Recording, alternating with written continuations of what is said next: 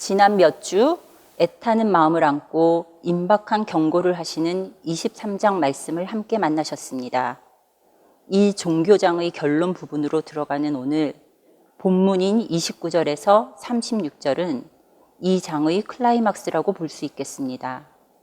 가면을 쓰고 사는 위선적인 삶은 하나님의 일을 사람의 일로 전락시키고 말의 권세도 패합니다. 오늘 본문으로 다시금 하나님을 무시하고 하나님 앞에서 교만하고 하나님을 거부하는 모습과 그에 따른 심판을 만나보도록 하겠습니다. 본문을 크게 두 단락으로 나눠 살펴보겠습니다. 첫째 단락인 29절에서 33절, 악을 살면서 생각과 말로 악을 선으로 둔갑시키는 정당화에 미친 종교를 보겠습니다. 29절, 화 있을진저 외식하는 서기관들과 바리새인들이여, 너희는 선지자들의 무덤을 만들고 의인들의 비석을 꾸미며 이르되. 예수님께서 7번째 화 있다 경고를 하십니다. 선지자들과 의인의 가치는 역사에서만 인정할 뿐입니다. 유대인들은 선지자의 무덤을 단장하는 것을 거룩한 행위로 여겼습니다. 영웅 같은 사람들의 비석을 세우는 것 또한 전통적 유대교 관습이기도 했습니다. 그런데 인간의 모순은 삶의 실제 현장에서 거리를 둔 생각으로는 그 가치를 인정하지만 자기가 살 땐 내 이익을 먼저 추구한다는 것입니다. 선, 의, 가치 다 인정하는 듯 보이나 역사에서만 인정을 하지 내 삶에 적용시키지 못합니다. 하나님을 머리로 배워 알 뿐 함께 하질 못하기 때문에 사람을 더 의식하는 인간의 양면성을 가지고 삽니다. 그래서 신명기 30장 19절에 생명을 택하라 말씀하십니다. 하나님은 생명과 사망을 우리 앞에 두셨습니다. 사망은 당장은 더 나아 보이나 결국 단절인 생존입니다. 하나님은 또 우리에게 자유의지를 주셔서 매 순간 이것들을 선택할 수 있게 했습니다. 이 한 세상 돈으로, 힘으로 잘 살아보세요의 생존에서 하나님을 믿는다는 것은 하나님의 말씀에 순종하고 함께하는 생명을 택하는 것입니다. 30절, 만일 우리가 조상 때에 있었더라면 우리는 그들이 선지자의 피를 흘리는데 참여하지 아니하였으리라 하니, 있었더라면 이라는 표현을 썼는데 이는 현상 실제가 아닌 생각의 가정을 말해줍니다. 이 구절만 딱 보면 본성적 가치는 분명히 알고 있는 것으로 보입니다. 그런데 이렇게 말하는 그들은 세례 요한을 죽였습니다. 그리고 이제 이날을 기준으로 3일 후에는 예수님을 십자가에 못 박기를 구하는 사람들이었습니다. 그러니 이렇게 생각은 하지만 삶으로는 못 사는 이유는 지금은 다른 이유가 있다, 정당해 버리기 때문입니다. 하나님 나라, 생명에 대한 지식은 어느 정도 다 있지만 차원이 전환되지 않는 한 현실적 세상 살기에 급급하고 결국 그 중심인 돈이 늘 우선순위가 됩니다. 그렇게 돈 앞에서 노예처럼 살아가고 있으면서도 수만 가지 핑계와 정당화를 하며 그래도 나름 노력하며 산다고 착각을 합니다. 난 남들과는 좀 다르다. 나는 거룩하다. 하지만 결국 세상에 마귀의 종노릇하고 살고 있는데 말입니다. 31절, 그러면 너희가 선지자를 죽인 자의 자손임을 스스로 증명함이로다. 세상 살기인 종교는 혈육을 살 뿐입니다. 차원의 전환이 없는 한 그저 육체의 길을 조상이 산 삶을 대대로 답습하고 있습니다.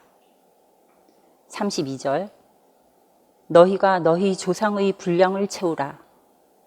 여기 분량은 저울의 분량을 채운다는 뜻입니다. 너희는 조상들의 악한 일을 마저 채워라.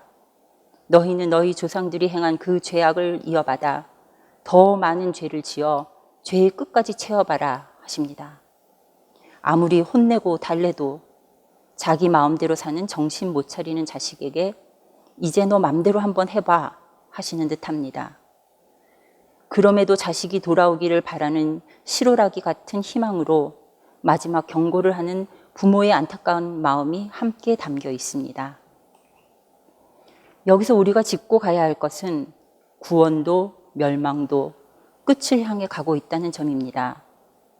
머물러 있는 삶은 없습니다. 생각과 실제의 간격이 점점 커지고 있습니다. 각각 다른 그 끝을 향해 걸어가고 있기 때문입니다. 당장 지금은 못 살지만 내가 이미 아니까 언젠가는 살 거야, 될 거야 하는 핑계로 위선의 길을 가는 사람은 멸망의 끝으로 자꾸 가게 되니 구원의 끝과는 자꾸 멀어져만 갑니다. 그러므로 구원은 더욱더 힘들어질 뿐입니다. 미루면 미룰수록 점점 더 어려워집니다. 우리 또한 생각으로 스스로 자기를 숙이고 있지는 않은지 조용히 앉아 자기를 직면하고 성찰해 봐야겠습니다. 33절 뱀들아 독사의 새끼들아 너희가 어떻게 지옥의 판결을 피하겠느냐. 세례 요한이 바리새인과 사두개인들에게 했던 말과 같습니다. 그때 세례 요한은 그들을 독사의 자식들아 라고 부르며 누가 너희를 가르쳐 임박한 진노를 피하라 하더냐 말씀하셨습니다. 만일 우리가 동물이면 죄 없다 할 수 있겠지만 하나님의 형상을 가진 인간임에도 불구하고 한 면만 따른다면 그 결말은 지옥의 판결이 되고 맙니다. 우리가 악을 살고 있으면서 내가 그렇게까지 악하게 사는 것은 아니다 라고 여기는 건 선을 생각으로는 하고 있기 때문입니다. 그래도 그렇게 생각은 했었다로 자기도 남도 합리화시키고 있기 때문입니다. 종교는 가치와 진실을 살지 않고 오히려 대적하고 죽입니다. 또 그것을 정당화하고 때론 박해까지 합니다. 그래서 이 위선의 종교의 결말은 지옥임을 말씀하십니다. 절대 우리가 외치는 하나님의 나라는 아닌 것입니다. 두 번째 단락인 34절에서 36절은 돌이킴이 없는 종교와 땅의 모든 저주를 받을 심판에 대해 말씀하십니다. 34절 그러므로 내가 너희에게 선지자들과 지혜 있는 자들과 서기관들을 보내매 너희가 그 중에서 더러는 죽이거나 십자가에 못 박고 그 중에서 더러는 너희 회당에서 채찍질하고 이 동네에서 저 동네로 따라다니며 박해하리라. 그러므로가 34절과 35절 연달아 두 번이 강조되어 사용하고 있습니다. 화 있다. 임박한 경고 가운데에서도 하나님은 계속 사역자들을 보내십니다. 하지만 결국 너희가 앞절에서 말한 그런 사람들이기 때문에 결국 이렇게 될 것이다. 계속 보내도 박해하고 죽이면서 그 죄가 결국 심판에 도달할 것이다 라고 말씀하십니다. 결코 돌이키지 않고 자기들의 분량을 채울 것이다 하는 것입니다. 이것이 종교입니다. 여기서 말씀하신 보내신 사역자들이 박해받고 핍박당한 내용은 여러 성경 구절에서 찾아볼 수 있습니다. 예수님의 말씀은 그대로 이루어지고 마태는 그 이루어진 것들의 증인으로 이 말씀을 적었습니다. 우리는 이미 마태복음을 지나오며 종교 지도자뿐 아니라 일반 교인들인 수많은 무리들이 예수님에게서 하나님의 표적을 보았음을 만났습니다. 놀랍게 여기고 절하며 진실로 하나님의 아들이라 하고 다윗의 자손, 선지자, 예수라 불렀습니다. 이 외에도 예수님의 신성은 감출 수 없는 것이었습니다. 특히 산상수훈 후에도 볼 수 있고 21, 22장을 거치면서 산헤드린과의 충돌에서도 이기적인 평면 종교 차원에서부터 하나님 나라 전체를 바라보는 관점 전환을 이루십니다. 그럼에도 그들은 메시아를 죽였습니다. 그들의 소리가 이겼습니다. 그들이 큰 소리로 재촉하여 십자가에 못 박기를 구하니 그들의 소리가 이긴지라. 삶의 중요한 선택의 순간이 오면 진리나 가치를 선택하지 않고 우리의 이익과 안전을 우선 택하곤 합니다. 우리들의 소리가 이겼습니다. 하나님을 안다고 사랑한다고 하면서도 세상의 소리, 힘의 소리, 두려움의 소리가 이깁니다. 하지만 이 이김이 결국 심판의 완성으로 다다른다는 것을 잊지 말아야겠습니다. 35절, 그러므로 의인 아벨의 피로부터 성전과 제단 사이에서 너희가 죽인 바라게의 아들 사가랴의 피까지 땅 위에서 흘린 의로운 피가 다 너희에게 돌아가리라. 여기의 아들을 히브리어의 후손이라는 의미로 보면 역대하 24장에서 나온 여호야다와 스가랴의 부자관계 이해로부터 자연스러워질 수 있습니다. 구약 성경 처음부터 끝까지 흘린 모든 의인의 피의 심판은 100% 전체로 받게 됩니다. 우리에게도 해당되는데 교회당 좀 다녔다고 몇 퍼센트 빼주는 것이 아니라는 것입니다. 그래서 돌이킴도 100% 돌이킴이 되는 것입니다. 중심의 진실로라도 100% 돌이키면 그 사람에게선 하나님이 피어날 수밖에 없을 것입니다.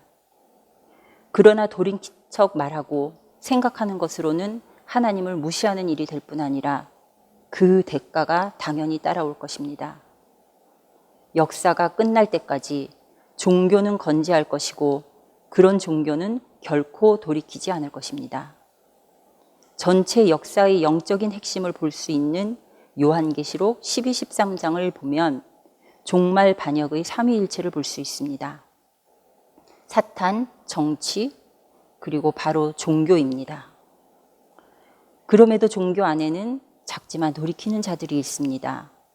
우리는 그들을 남은 자들이라고 부릅니다. 하나님 교회가 달려가는 길, 몸부림치는 그 씨름은 남은 자들을 향한 길입니다. 36절, 내가 진실로 너희에게 이르노니 이것이 다 이 세대에 돌아가리라. 앞절까지 핏값은 예수님을 십자가에 못 박는 그 시대를 살아가는 모든 사람들에게 다 돌아간다 말씀하고 있습니다. 종교 지도자들, 바리새인들, 표적을 보고도 소리친 무리들, 그리고 방광과 침묵으로 모른 척한 사람들, 모두 그 세대 전체가 악의 열매를 거둔 것입니다. 이를 보고 배운 우리는 과연 다를까요? 우리는 그 어느 때보다 말씀의 은혜의 시대에 살고 있습니다.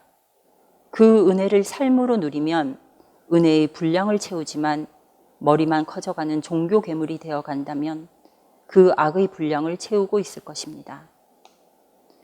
은혜와 은혜 버림의 심판은 같은 비례로 커지고 있기 때문입니다.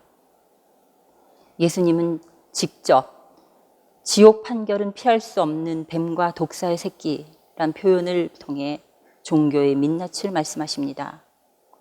그럼에도 우리는 스스로의 생각에 속고 있지는 않은지요. 당장 사람에게 인정받길 위한 거짓과 위선보다 하나님 안에 있는 그대로의 진실된 나로 충분함을 선포하고 함께 살기를 바랍니다. 하나님이 원하시는 것은 완벽한 우리가 아닙니다. 중심의 진실이 하나님을 향해 있는 나, 우리입니다. 거짓과 위선은 사람을 향한 중심에서 나오고 남은 자의 씨름은 그 중심을 날마다 하나님께 돌리는 것입니다.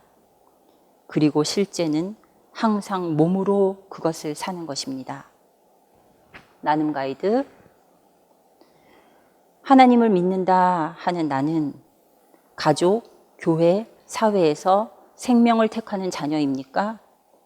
사망인 생존을 택하는 위선자입니까? 왜 그런 선택을 합니까?